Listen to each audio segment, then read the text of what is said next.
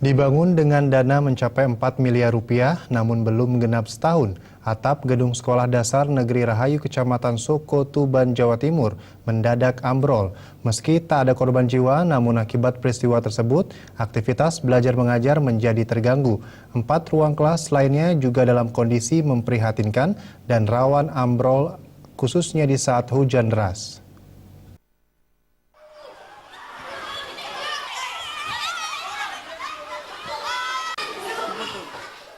Inilah gedung SDN Rahayu, Kecamatan Soko, Tuban, Jawa Timur.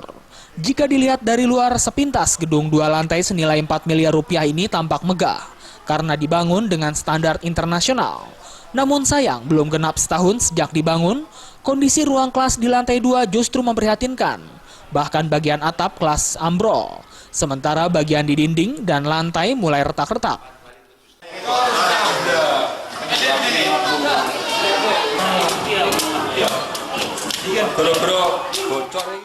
Tak hanya itu, ruang pertemuan berdiameter panjang 7 meter dan lebar 5 meter mendadak ambrol karena tak mampu menahan guyuran hujan yang berlangsung sehari sebelumnya.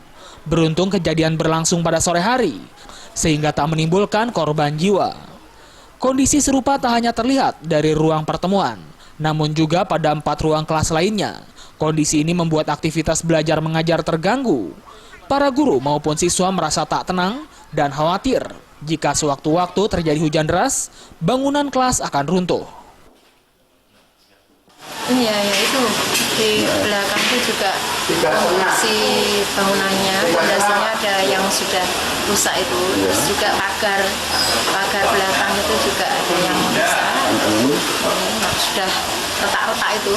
Dari pihak sekolah sendiri khawatir tidak Bu dengan kondisi seperti ya jelas itu? khawatir, toh, Pak. Ya. Jelas khawatir. Dari Tuban, Jawa Timur, Sumali Malawapati.